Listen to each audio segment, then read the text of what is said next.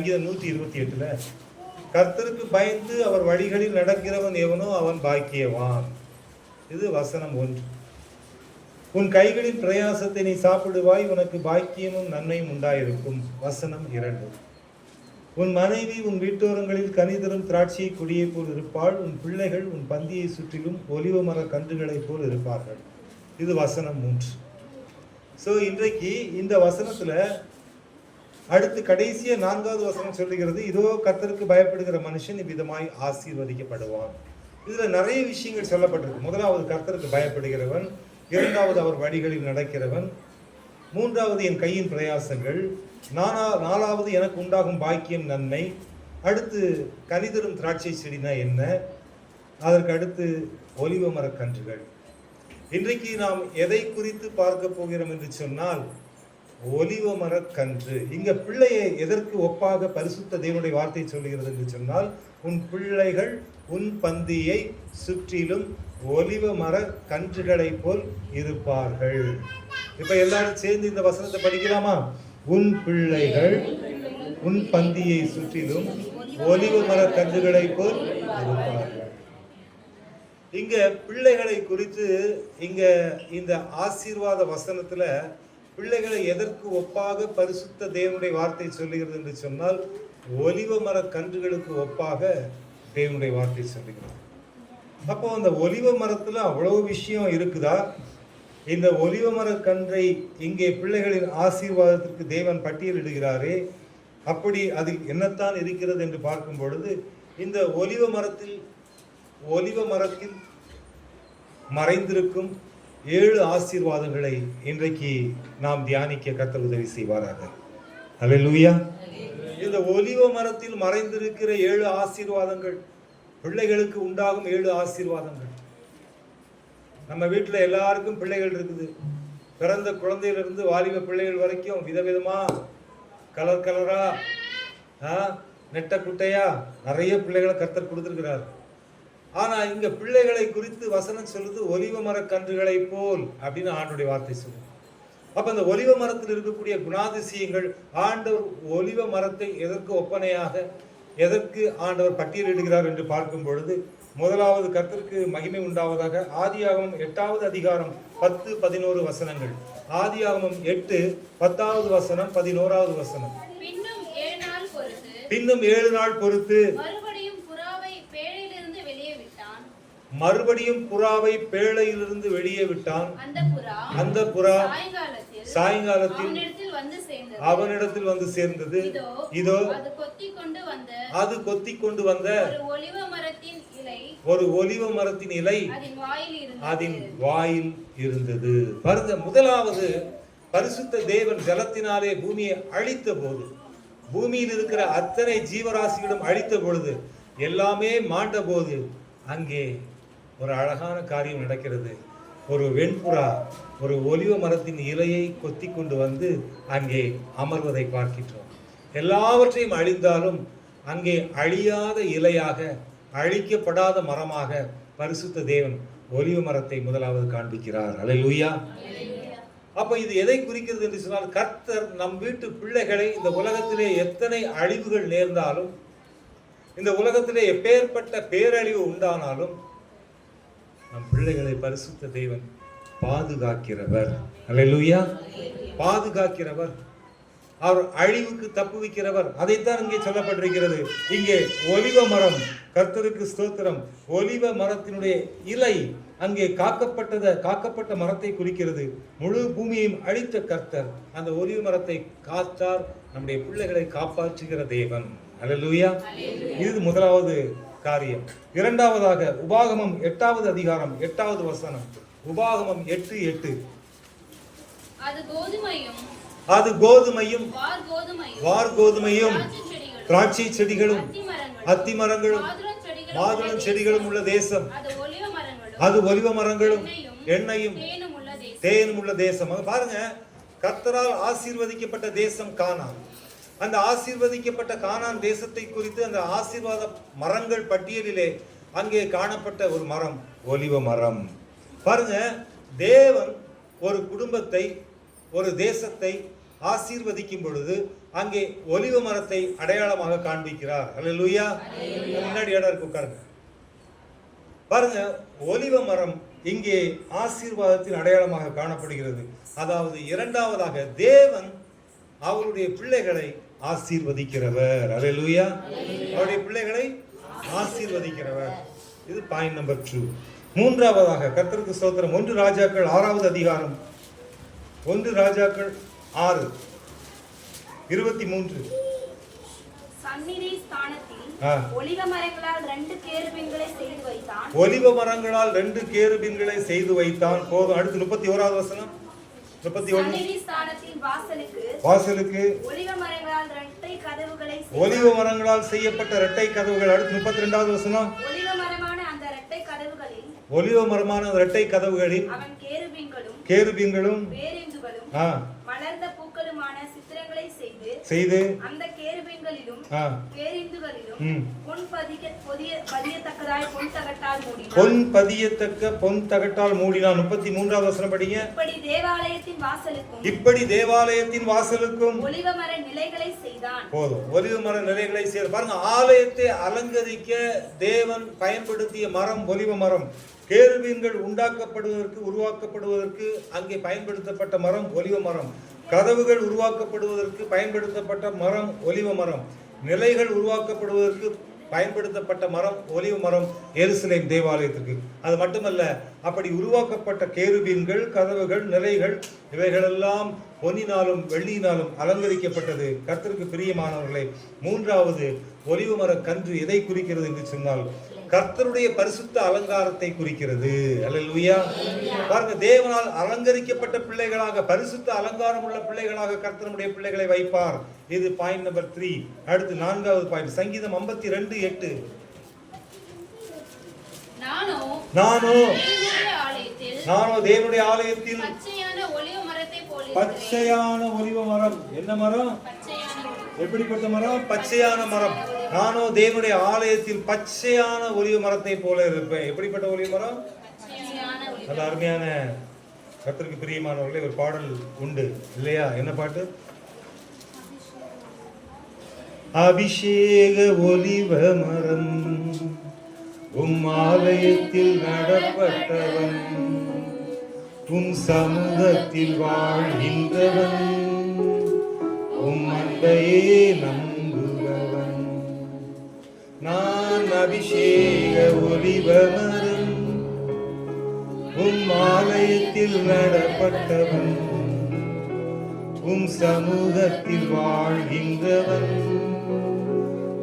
அன்பையே நம்புபவன். நான் அபிஷேக ஒலிவ மரம், ஆலயத்தில் நடப்பட்டவன், சமூகத்தில் வாழ்கின்றவன், அன்பையே நம்புபவன். வசனம்தான் பசியாற்றும் உணவு, பிரசன்னம்தான் தாகம் தீர்க்கும் தண்ணீர். வசனம்தான் பசியாற்றும் உணவு, பிரசன்னம்தான் தாகம் தீர்க்கும் தண்ணீர். நீரே என் வெளிச்சமும் மீட்புமானே, நீரே என் ஜீவனின் பலனானே. நீரே என் வெளிச்சமும் மீட்புமானே, நீரே என் ஜீவனின் பலனானே. நான் அபிஷேக ஒலிவ மரம், ஆலயத்தில் நடப்பட்டவன், சமூகத்தில் வாழ்கின்றவன், அன்பையே நம்புபவன். அல்லேலூயா. பரிசுத்த தேவனுடைய வார்த்தை சொல்லுகிறது. பாயிண்ட் நம்பர் 4, கர்த்தருடைய பிள்ளைகள் கர்த்தருடைய ஆலயத்திலே பச்சையான ஒலிவ மரத்தை போல ஆலயத்தில் நாட்டப்பட்டவர்களாக, ஆலயத்தின் அந்த வாசனை உடையவர்களாக காணப்படுவார்கள். அல்லேலூயா.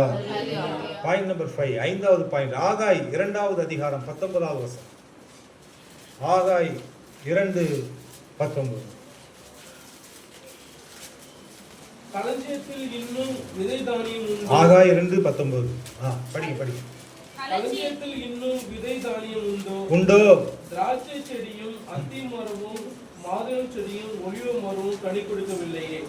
நான் இன்று முதல் உங்களை ஆசீர்வதிப்பேன். நான் இன்று முதல் உங்களை ஆசீர்வதிப்பேன். பரிசுத்த தேவன் ஒலிவ மரத்தை குறித்து அவர் கவலை உள்ளவராக, ஒலிவ மரத்தை குறித்த வாஞ்சை உள்ளவராக, ஒலிவ மரம் கனி உள்ள மரமாக காணப்பட வேண்டும் என்ற விருப்பம் உள்ளவர்களாக தேவன் காணப்படுகிறார். அவர் சொல்றாரு, இன்று முதல் உன்னை ஆசீர்வதிப்பேன்.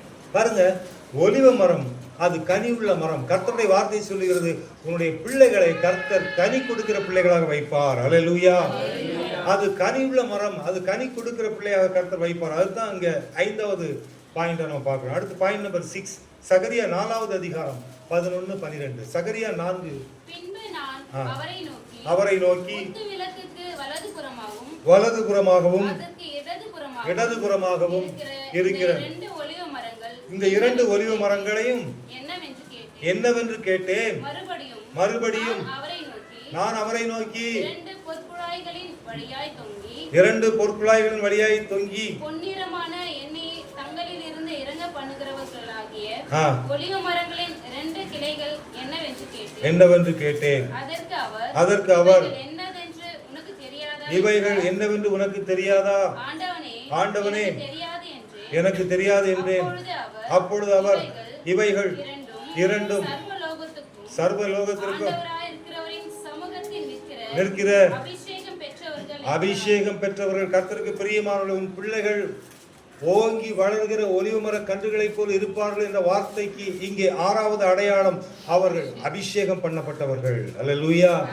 தேவனுடைய அபிஷேகத்தை பெற்ற பிள்ளைகளாக கர்த்தர் நம்முடைய பிள்ளைகளை வைப்பார். நான் அபிஷேக ஒலிவ மரம், உம் ஆலயத்தில் நடப்பட்டவன், உம் சமூகத்தில் வாழ்கின்றவன், உம் அன்பையே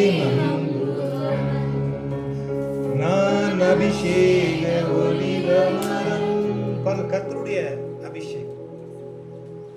உன் பிள்ளைகள் ஓங்கி வளர்கிற உன் பிள்ளைகள் உன் பந்தியை சுற்றிலும் ஒலிவ மர கன்றுகளைப் போல் இருப்பார்கள் என்பதற்கு 6 அடையாளத்தை பார்த்தோம். கடைசியாக 7வது அடையாளம், ரோமர் 11வது அதிகாரம் 14-17. மாவானது பரிசுத்தமாயிருந்தால் பிசைந்தமா முழுவதும் பரிசுத்தமாயிருக்கும். வேறானது பரிசுத்தமாயிருந்தால் கிளைகளும் பரிசுத்தமாயிருக்கும். சில கிளைகள் முறித்து போடப்பட்டிருக்க காட்டு ஒலிவ மரமாகிய அவைகள் இருந்த இடத்தில் ஒட்ட வைக்கப்பட்டு ஒலிவ மரத்தின் வேருக்கும் ஒலிவ மரத்தின் சாரத்திற்கும் உடன் பங்காளியாய். அல்லேலூயா. கடைசியாக சொல்லப்பட்டிருக்கிறது, உன் பிள்ளைகள் உன் பந்தியை சுற்றிலும் ஒலிவ மர கன்றுகளைப் போல் இருப்பார்கள் என்று சொன்னால், வேதம் சொல்லுகிறது, அவர்கள் கர்த்தருக்கு பிரியமானவர்களே, ஒலிவ மரத்தின் வேருக்கும் ஒலிவ மரத்தின் சாருக்கும் உடன் பங்காளி. அப்படி என்று சொன்னால் பரிசுத்த வேதம் சொல்லுகிறது, ஒலிவ மரத்திற்கும் ஒலிவ மரத்தின் வேருக்கும் ஒலிவ மரத்தின் சாரத்திற்கும் பங்காளி என்று சொன்னால் 1 பேதுரு 5வது அதிகாரம் 1வது வசனம் சொல்லுகிறது, அவர்கள் தேவனுடைய மகிமைக்கு பங்காளி. அல்லேலூயா. எதற்கு பங்காளி? என் அன்பு தேவனுடைய பிள்ளைகளை, கர்த்தர் நல்லவர். கர்த்தர் எப்படிப்பட்டவர்? நம்முடைய பிள்ளைகளை குறித்து பரிசுத்த வேதம் சொல்லக்கூடிய ஒற்றை வார்த்தை, அந்த ஒற்றை வார்த்தையில் காணப்படும் 7 ஆசீர்வாதங்கள், அதை இப்பொழுது நாம் பார்த்து கொண்டிருக்கின்றோம். இந்த சங்கீதம் 128 காணப்பட்ட இந்த 3வது வசனத்தில், உன் பிள்ளைகள் உன் பந்தியை சுற்றிலும் ஒலிவ மர கன்றுகளைப் போல் இருப்பார்கள் என்று சொன்ன அந்த ஒலிவ மர கன்றை குறித்து கர்த்தர் சொல்லப்பட்ட அந்த 7 ஆசீர்வாதங்களை நாம் பார்த்தோம். நம்முடைய பிள்ளைகளை கர்த்தர் எப்படியெல்லாம் அவர் ஆசீர்வதிக்கிறார் இந்த ஒற்றை வசனத்தின் மூலமாக. அன்பு தேவனுடைய பிள்ளைகளை, அவர் பிள்ளைகளை காப்பாற்றுகிறவர். Point number 1. பிள்ளைகளை ஆசீர்வதிக்கிறவர். Point number 2. பிள்ளைகளை அலங்கரிக்கிறவர். Point number 3. பிள்ளைகளை அபிஷேகிக்கிறவர். Point number 4. பிள்ளைகளை கனி உள்ளவர்களாக மாற்றுகிறவர். Point number 5. பிள்ளைகளை அவருடைய அபிஷேகத்தின் வல்லமையினாலே நிரப்பி அடையாளத்தை கொடுக்கிறவர். Point number 6. பாயிண்ட் நம்பர் 7 கடைசியாக சொல்லப்பட்டிருக்கிறது, அவருடைய வேருக்கும் அவருடைய சாரத்திற்கும் அவருடைய மகிமைக்கும் பங்காளியாக நம்முடைய பிள்ளைகளை மாற்றுகிறவர். அல்லேலூயா. இப்பேற்பட்ட ஆசீர்வாதத்தை தான் இந்த சங்கீதம் 128 3வது வசனத்துல பிள்ளைகளை குறித்து சொல்லும் பொழுது ஒலிவு மர கன்றுகளை போல் இருப்பார்கள் என்று சொல்லப்பட்டதை நாம் பார்க்கின்றோம். அதனால கர்த்தருக்கு பிரியமானவர்களே, இன்றைக்கு நம் வீட்டு பிள்ளைகளை பரிசுத்த தேவன் ஒலிவ மர கன்றுகளை போல இந்த 7 நன்மைகளையும் சுதந்திரித்துக் கொள்ளக்கூடிய பிள்ளைகளாக, இந்த ஆசீர்வாதங்களை பெற்றுக்கொள்ளக்கூடிய பிள்ளைகளாக நம்முடைய பிள்ளைகள் காணப்பட வேண்டும். அல்லேலூயா. இந்த விசுவாசத்தில் இருக்கிறவங்க ஒரு அல்லேலூயா சொல்லுங்க பார்ப்போம். கர்த்தருக்கு பிரியமானவர்களே, நம்முடைய பிள்ளைகள் கர்த்தரால் ஆசீர்வதிக்கப்பட்ட பிள்ளைகளாக, சொல்லப்பட்ட வசனத்தின்படி இப்படிப்பட்ட பிள்ளைகளாக காணப்பட வேண்டும். இந்த ஆசீர்வாதத்தை நாம் பெற்றுக்கொள்ள வேண்டும் என்று சொன்னால் ஆண்டுடைய வார்த்தை சொல்லுகிறது, இதோ கர்த்தருக்கு பயப்படுகிற மனுஷன் விதமாய். தெய்வ பயம் நமக்கு வேண்டும். கர்த்தருக்கு பயப்படக்கூடிய பயம் வேண்டும். கடவுளுக்கு முதலிடம் கொடுக்கக்கூடிய அந்த அனுபவத்திற்கு நாம் வர வேண்டும். நம்ம வாழ்க்கையில், நம்ம வீட்டில் எல்லா காரியங்கள்லையும் நம்ம ஃபர்ஸ்ட் இம்பார்ட்டன்ஸ் யாருக்கு கொடுக்கணும்னா ஆண்டவர். யாருக்கு கொடுக்கணும்? யாருக்கு கொடுக்கணும்? ஆண்டவர் கொடுக்கணும். ரட்சிக்கப்படவே இல்லை, பைபிளில் இருக்கிற வசனமே தெரியாது, அருளாதர் இயேசு கிறிஸ்து மட்டும்தான் தெரியும்.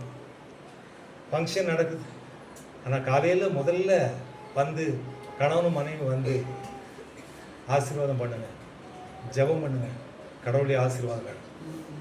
முதலாவது கடவுளுக்கு பயப்படக்கூடிய பயம். முதலாவது கர்த்தர் ஆசீர்வதிப்பட மாட்டாரா?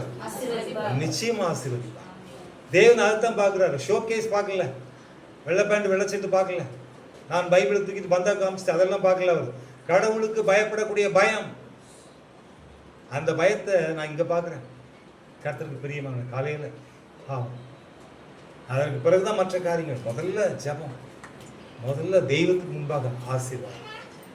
கர்த்தருக்கு பிரியமான, இதோ கர்த்தருக்கு பயப்படுகிற மனுஷன் விதமாய். இப்போ ஆசீர்வாதம் அவனை குறித்து சொல்லப்பட்டிருக்கா, அவன் பொண்டாட்டி பிள்ளைகளை குறித்து சொல்லப்பட்டிருக்கா? அவன் பொண்டாட்டி பிள்ளைகளை குறித்து சொல்லப்பட்டிருக்கு. ஒரு மனுஷன் கர்த்தருக்கு பயப்படக்கூடிய மனுஷனா காணப்படும் போது அவனுடைய மனைவி ஆசீர்வதிக்கப்படுவாள், அவன் பிள்ளைகள் ஆசீர்வதிக்கப்படுவார்கள். அந்த பிள்ளைகளுடைய ஆசீர்வாதம் எப்படி இருக்கும் அப்படிங்கிறது தான் இப்ப பார்த்தோம். 7 விதமான ஆசீர்வாதங்கள். எத்தனை விதமான ஆசீர்வாதங்கள்?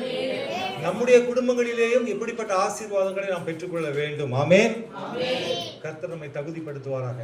இந்த வார்த்தையின் சத்தத்தை கேட்ட உங்கள் ஒவ்வொருவரையும் தேவன் ஆசீர்வதிப்பாராக. God bless you all.